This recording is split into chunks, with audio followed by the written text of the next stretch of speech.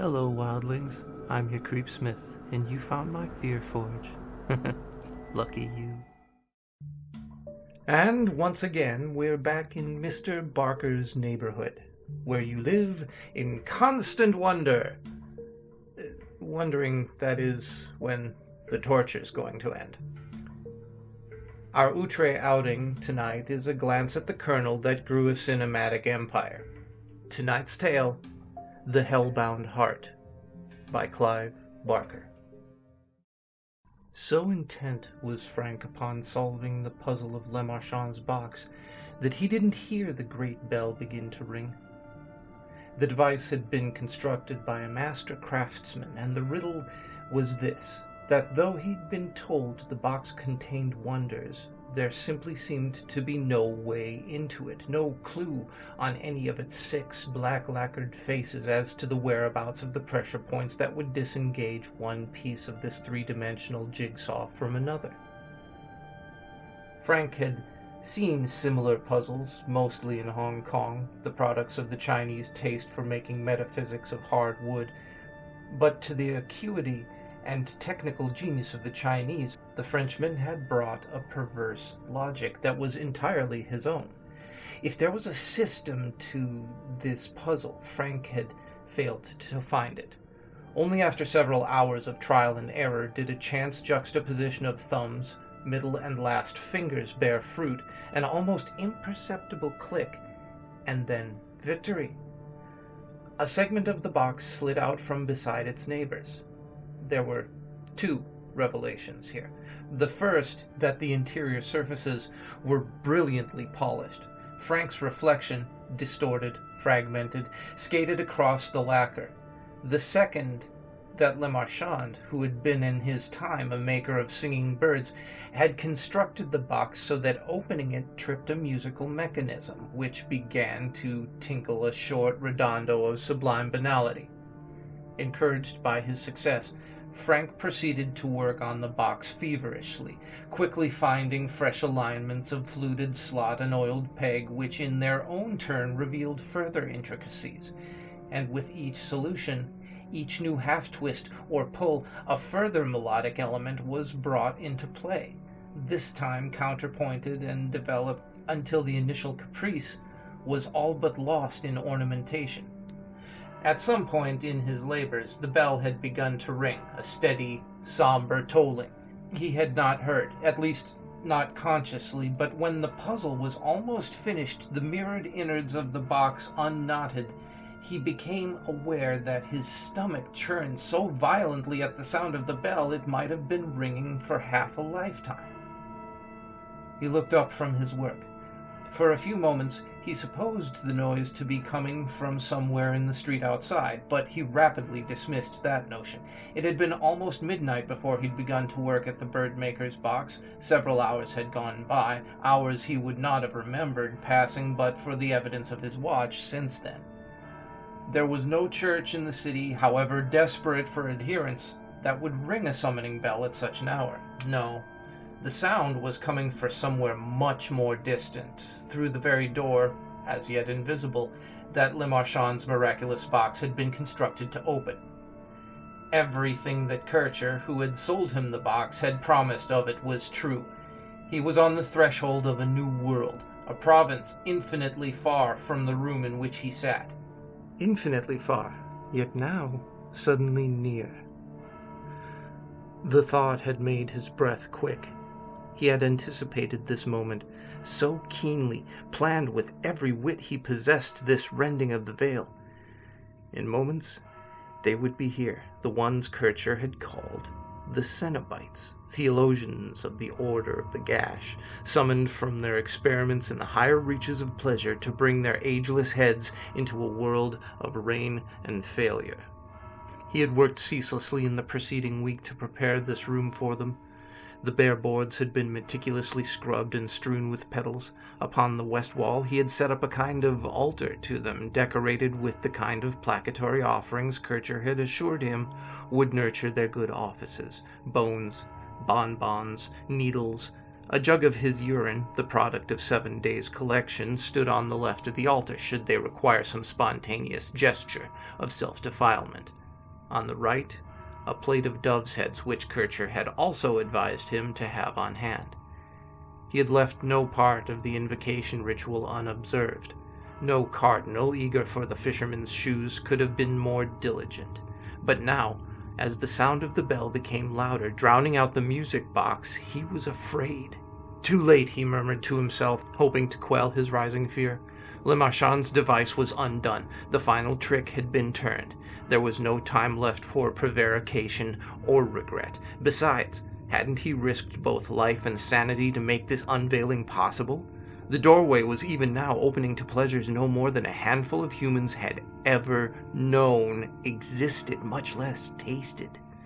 Pleasures which would redefine the parameters of sensation, which would release him from the dull round of desire, seduction, and disappointment that had dogged him from late adolescence.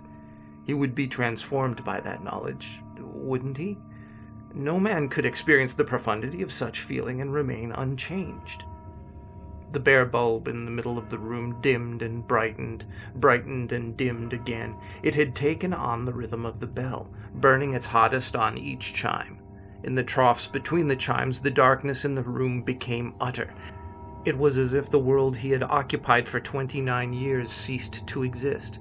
Then the bell would sound again, and the bulb burned so strongly that it might never have faltered, and for a few precious seconds he was standing in a familiar place, with a door that led out and down into the street, a window through which, had he but the will or the strength to tear the blinds back, he might glimpse a rumor of morning. But with each peal, the bulb's light was becoming more revelatory. By it he saw the east wall flayed, saw the brick momentarily lose solidity and blow away, saw in that same instant the place beyond the room from which the bell's din was issuing. A world of birds, was it? Vast black birds caught in a perpetual tempest? That was all the sense he could make of the province from which, even now, the hierophants were coming. That it was in confusion, and full of brittle, broken things that rose and fell and filled the dark air with their fright. And then the wall was solid again, and the bell fell silent. The bulb flickered out. This time it went without a hope of rekindling. He stood in the darkness and said nothing. Even if he could remember the words of welcome that he'd prepared, his tongue would not have spoken them. It was playing dead in his mouth. And then, light. It came from them, the quartet of Cenobites, who now, with the wall sealed behind them, occupied the room. A fitful phosphorescence, like the glow of deep-sea fishes, blue, cold, charmless. It struck Frank that he had never once wondered what they would look like. His imagination, though fertile when it came to trickery and theft, was impoverished in other regards. The skill to picture these eminences was beyond him, so he had not even tried. Why, then, was he so distressed to set eyes upon them? Was it the scars that covered every inch of their bodies, the flesh cosmetically punctured and sliced and infibulated, then dusted down with ash?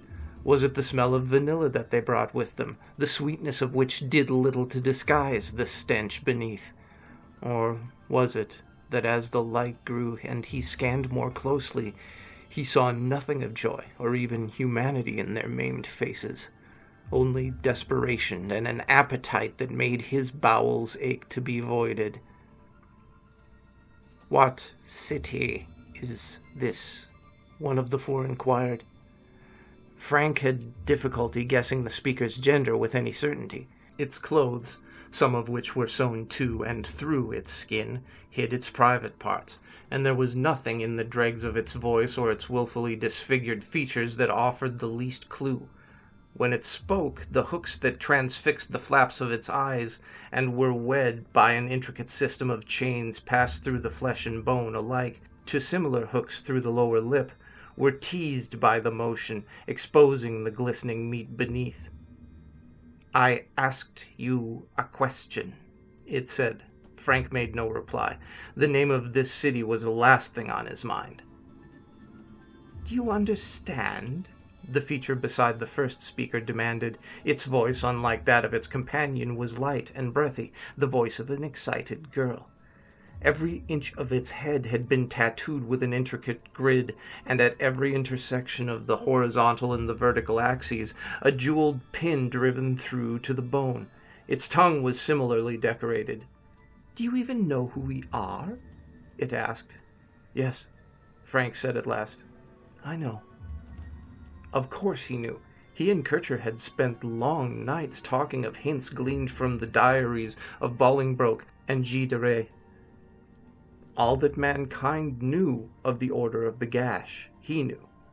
And yet he had expected something different, expected some sign of the numberless splendors they had access to. He had thought that they would come with women, at least.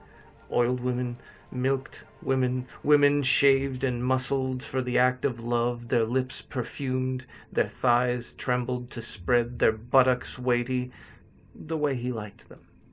He had expected sighs and languid bodies spread on the floor underfoot like a living carpet. He had expected virgin whores whose every crevice was his for the asking, and whose skills would press him upward to undreamed-of ecstasies.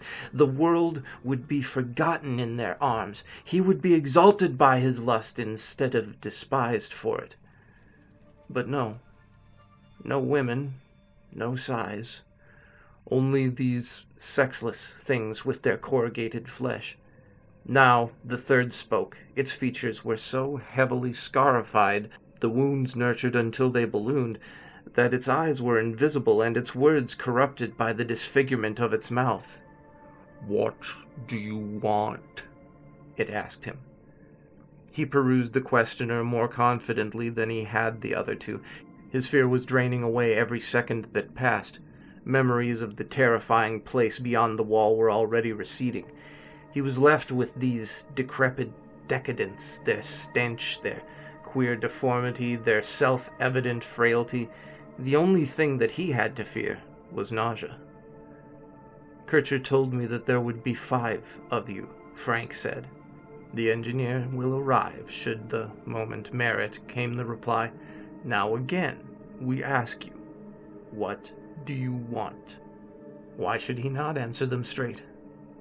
"Pleasure," he replied. "Kircher said that you knew about pleasure." "Oh, we do," said the first of them. "Everything you ever wanted." "Yes?" Of course. It stared at him with its all-too-naked eyes. "What have you dreamed?" it said. The question, put so baldly, confounded him. How could he hope to articulate the nature of the phantasm that his libido had created? He was still searching for words when one of them said, "This world, it disappoints you?" "Pretty much," he replied. "You're not the first to tire of its trivialities," came the response. "There have been others." "Not many," the gridded face put in. "True, a handful at best. But a few have dared to use Le Marchand's configuration. Many, like yourself, hungry for new possibilities, who've heard that we have skills unknown in your region."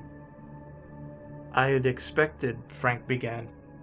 "We know what you expected," the Cenobite replied. "We understand to its breadth and depth the nature of your frenzy. It is utterly familiar to us." Frank grunted. "So," he said, "you know what I've dreamt about. You can supply such pleasure." The thing's face broke open, its lips curling back, a baboon's smile. "Not as you understand it," came the reply. Frank made to interrupt, but the creature raised a silencing hand. "There are conditions of the nerve endings," it said, "the like of which your imagination, however fevered, could not hope to evoke." "Yes." "Oh yes, most certainly. Your most treasured depravity is child's play besides the experiences we offer." "Will you partake of them?" said the second Cenobite. Frank looked at the scars and the hooks. Again, his tongue was deficient. Will you? Outside, somewhere near, the world would soon be waking. He had watched it wake from the windows of this very room day after day, stirring itself to another round of fruitless pursuits, and he'd known that there was nothing left out there to excite him. No heat, only sweat. No passion, only sudden lust, and just as sudden indifference. He had turned his back on such dissatisfaction, and if in doing so he had to interpret the signs that these creatures brought him, then that was the price of ambition. He was ready to pay it. "Show me," he said. "There's no going back. You do understand that." "Show me." They needed no further invitation to raise the curtain. He heard the door creak as it was opened, and turned to see that the world beyond the threshold had disappeared, to be replaced by the same panic-filled darkness from which the members of the Order had stepped. He looked back towards the Cenobites, seeking some explanation for this, but they had disappeared. Their passing had not gone unrecorded, however. They'd taken the flowers with them, leaving only the bare boards, and on the walls the offerings that he had assembled were blackening, as if in the heat of some fierce but invisible flame. He smelled the bitterness of their consumption. It pricked his nostrils so acutely that he was certain that they would bleed, but the smell of burning was only the beginning. No sooner had he registered it than half a dozen other scents filled his head. Perfumes that he had scarcely noticed until now were suddenly overpoweringly strong. The lingering scent of the filched blossoms, the smell of the paint on the ceiling, and the sap in the wood beneath his feet, all of these filled his head. He could even smell the darkness outside the door, and in it the ordure of 100,000 birds. He had put his hand to his mouth and nose to stop the onslaught from overcoming him, but the stench of perspiration on his fingers made him giddy. He might even have been driven to nausea had there not been fresh sensations flooding his system from each nerve and taste bud. It seemed he could suddenly feel the collision of the dust motes with his skin. Every drawn breath chafed his lips, every blink his eyes. Bile burned in the back of his throat, and a morsel of yesterday's beef that had lodged between his teeth sent spasms through his systems as it exuded a droplet of gravy upon his tongue. His ears were no less sensitive. His head was filled with 1,000 dins, some of which he himself was father to. The air that broke against his eardrums was a hurricane. The flatulence in his bowels was thunder. But there were other sounds, innumerable sounds, which assailed him from somewhere beyond himself. Voices raised in anger, a whispered profession of love, roars and rattlings, snatches of song, tears. Was it the world that he was hearing, mourning breaking in 1,000 homes? He had no chance to listen closely. The cacophony drove any power of analysis from his head. But there was worse. The eyes. Oh God in heaven, he had never guessed how they could be such torment. He who'd thought that there was nothing on earth left to startle him. No, now he reeled. Everywhere, sight. The plain plaster of the ceiling was an awesome geography of brush strokes. The weave of his plain shirt an unbearable elaboration of threads. In the corner he saw a mite move on a dead dove's head and wink its eyes at him, seeing that he saw. Too much, too much! Appalled, he shut his eyes, but there was more inside than out, memories whose violence shook him to the verge of senselessness. He sucked his mother's milk and choked, felt his siblings' arms around him. A fight, was it, or a brotherly embrace? Either way it suffocated. And more, so much more. A short lifetime of sensations, all writ in perfect hand upon his cortex, and breaking him with their insistence that they be remembered. He felt close to exploding. Surely the world outside his head, the room, the birds beyond the door, they, for all their shrieking excesses, could not be as overwhelming as his memories. Better that, he thought, and tried to open his eyes. But they wouldn't unglue. Tears or pus or needle and thread had sealed them up. He thought of the faces of the Cenobites, the hooks, the chains. Had they worked some similar surgery upon him, locking him up behind his eyes with the parade of his history? In fear for his sanity, he began to address them, though he was no longer certain that they were even within earshot. Why? He asked. Why are you doing this to me? The echo of his words roared in his ears, but he scarcely attended to it. More sense impressions were swimming up from his past to torment him. Childhood still lingered on his tongue, milk and frustration, but there were adult feelings joining it now. He was grown, he was muscled and mighty, hands heavy, gut large. Youthful pleasures had possessed the appeal of newness, but as the years crept on and mild sensation lost its potency, stronger and stronger experiences had been called for, and here they came again, more pungent for being laid in the darkness at the back of his head.